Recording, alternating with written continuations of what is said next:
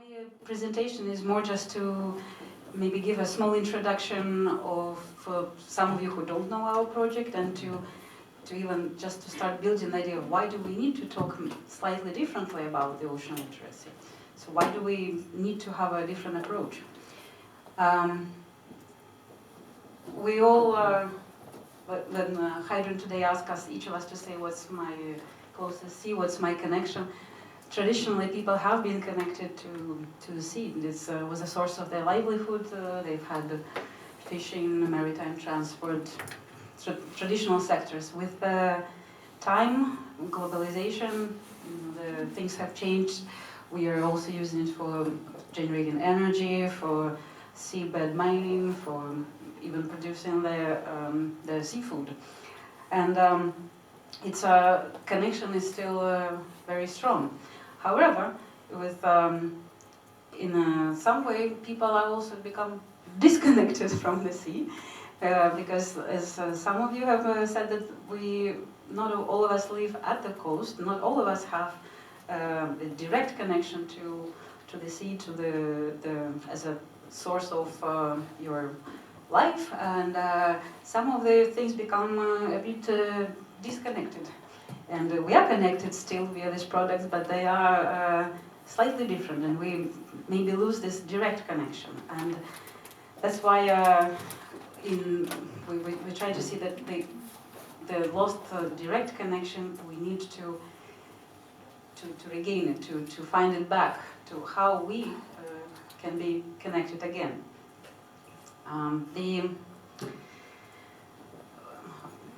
The current state of European seas is alarming, and I just put a few pictures, but you all know it. It's all the marine researchers.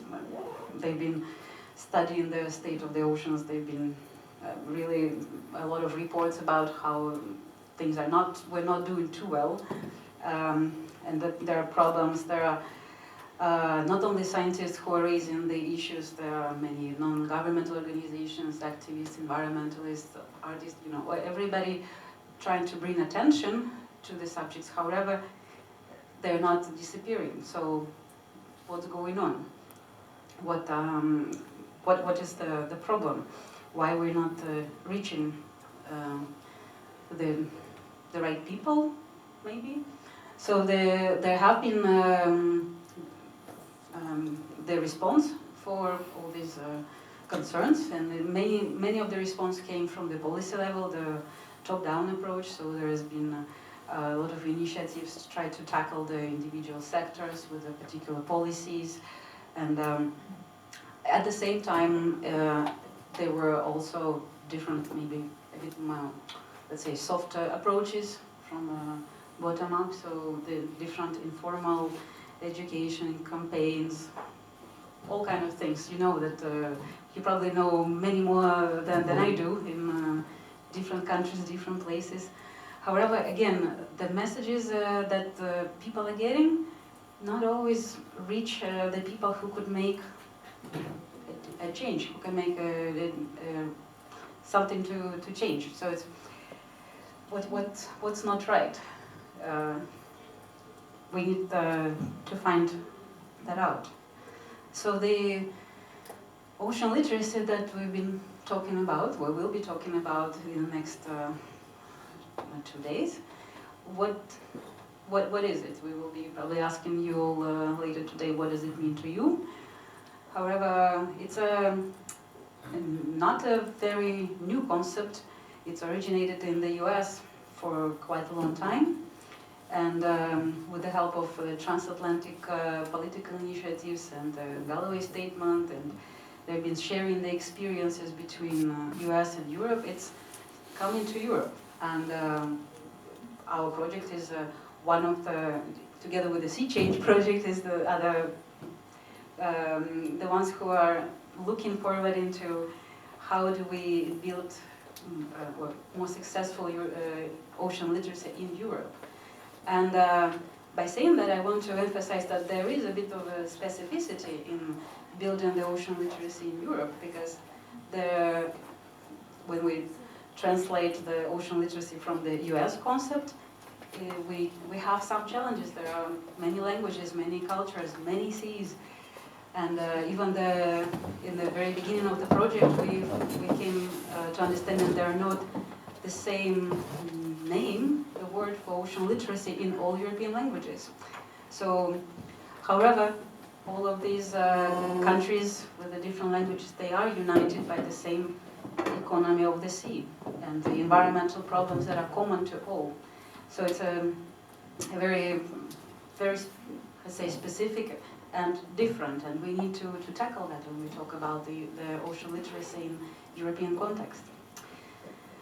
So then, for those of you who not have been with the project for a while, I want to tell you a bit how we came up with the idea of ResponSEAble, and we wanted to know why when we do send the messages, we talk about the problems, but how to make people not only aware but also responsible. And when we were thinking about it, that people, how do people change their behavior, right? It's something that we will be discussing today and tomorrow. What is it that would make them think differently and take a personal step? And we, here at the beginning of the project, we thought that, well, it's because people don't care, they lost this connection with the ocean, they do not feel personally responsible. And here comes my little picture of the little prince, where when, I don't know if all of you know the story, I hope that it's one of the famous sayings from this book is that you become responsible forever for what you have tamed. And it's when you really, there could be millions of roses, but this is the one that you care about, it would mean to you the most of the world, and you would do anything for it. And the same, when you, day by day, you become familiar, you learn, you connect, then you cannot just let it go. So you become responsible. And this is something that was the idea behind the project. How do we make people responsible? How do we make them to care about their oceans, and how do we connect? So when we start to think about this, what do people need to know? What do they need to know to start caring?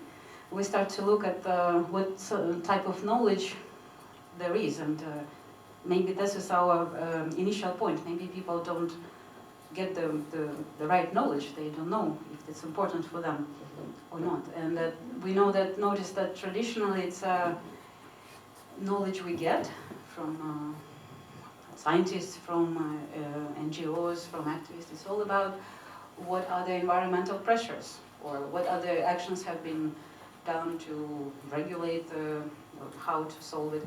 But it's rarely we find that people talk about how to do better, and what me personally or someone else personally could do to make it better, and what is the consequences of that.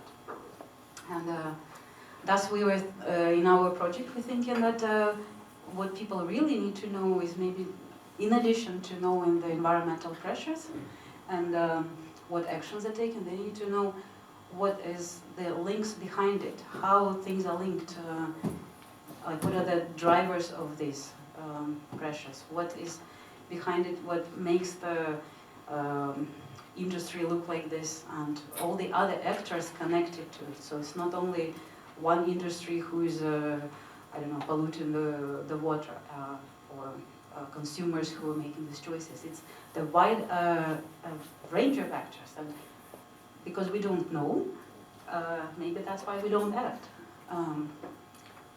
So then that means we really need to think, what is the knowledge that we're getting about the state of the seas. And then the second thing is, when we think about our project, we try to see who can become ocean literate. And it was mentioned somewhere already that traditionally we look at the children and youth and the educational programs at school and universities. But we think that, again, this could be extended, and we could look also in the professionals who work in the industries in the sector, the other economic actors who work along the value chain, including consumers, policymakers, pretty much society as a whole. And this is, again, rarely done. Another question that pops up is who produces that knowledge, if we talk about knowledge. Again, traditionally it's the scientists. We get reports of on the state of the environment, but who else could be involved? It's a question that we need to have maybe more social scientists, economists, other professionals, people involved in different professions, and that's why we're all here, from different professions. And on an individual level, what do we do? Can I produce that knowledge as a individual person? And these are new things that are coming up now, and that's why we think it's also a question to be pondered about how it can be extended. So now, talking about becoming responsible, who can contribute? How can one contribute? How this could be done? And you will learn gradually through the seminar today what different people propose, what we propose. But in general, just to say that again, in the role of new communication in technologies is increasing. The new things coming up in addition to scientific reports and books. And also in the schools and in educational systems, there is a trend of going from passive education models, when the teacher talks to the class and tells them the information, to more interactive and dynamic knowledge sharing, and there is the knowledge, the co-production and all kind of different models. And the last 2 points, they're not in that order, but that there are communication specialists and trainings that we can mobilize more than maybe traditionally used. So these ones also for you to keep in mind that this is something that we would like to expand in this project. So I talked a bit about what type of knowledge we need, that we need to go a bit further than just the scientific report and who produces this, who should be targeted. It's also go a bit beyond traditional things, and what would be the process. As Haydn already mentioned, we'll go through this questions through today and tomorrow, and you'll learn about each a bit more in detail now from the others. So I will leave you with that, and I pass it to Tamar, who will tell you even more about the specifics of all these elements. Thank you.